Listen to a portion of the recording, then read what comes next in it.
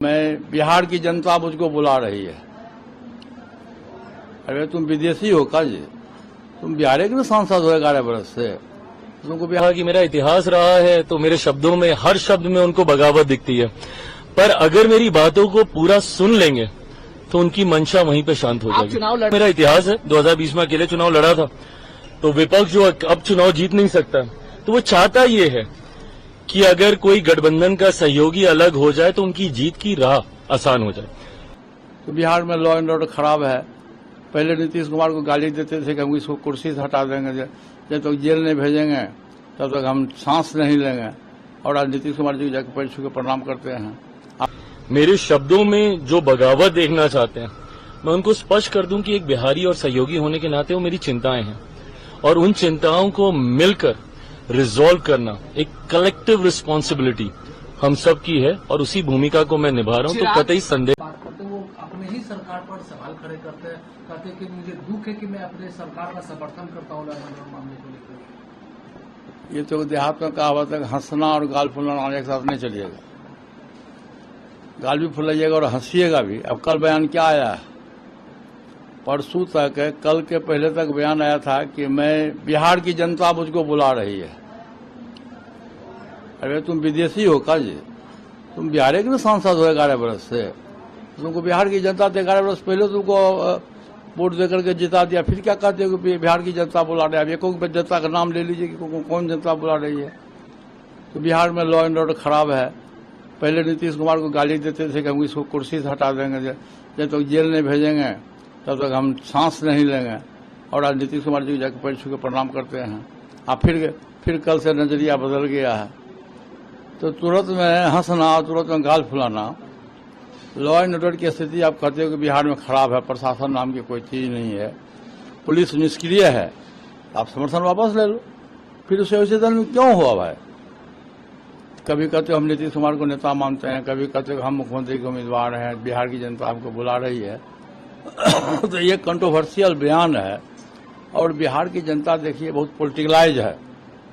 बिहार के लोग बहुत पॉलिटिकलाइज है। जयप्रकाश नारायण के नेतृत्व में आंदोलन हुआ पूरे देश में, लेकिन बिहार के लोग उसकी अगुवाई किए, और सत्ता का परिवर्तन भी हुआ पूरे देश में। तो बिहार की जनता बहुत पॉलिटिकलाइज है, और उचित फैसला करने का कैपेसिटी है बिहार की जनता को। और संजोग से 2 महीना के बाद बिहार में चुनाव होने वाला है, और जनता दूध का दूध और पानी का पानी फैसला कर देगी।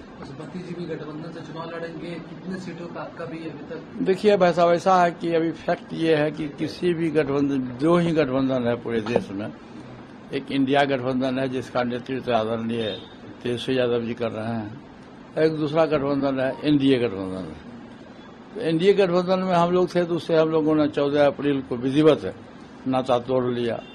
अब आरजेडी गठबंधन है जिसको आप इंडिया गठबंधन कहते हैं, वहाँ हम लोग हमारे यहाँ आदरणीय लालू प्रसाद यादव जी भी आए थे, आदरणीय तेजस्वी यादव जी भी आए थे, और हमारी बात हो गई है, करीब करीब फाइनल स्टेज में है।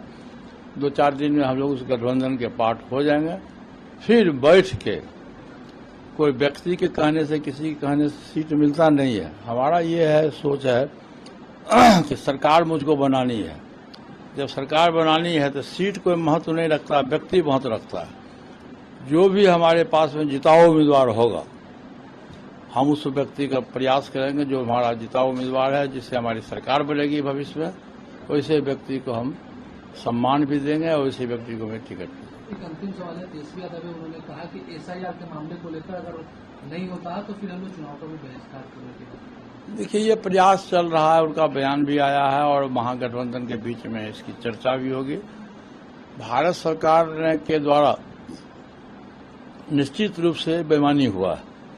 यदि वोटर लिस्ट गलत है, मतदाता सूची गलत है, तो ये मतदाता सूची 10 वर्ष पहले से बना हुआ है। आप जो लोकसभा का चुनाव लड़े, और लोकसभा के चुनाव में जो सब लोग जीत के आए, देश के प्रधानमंत्री बने, होम मिनिस्टर बने, सभी लोग बने, क्या आप बोगस हैं क्या? प्रत्येक सांसद बोगस सर्टिफिकेट ने लिया है जी।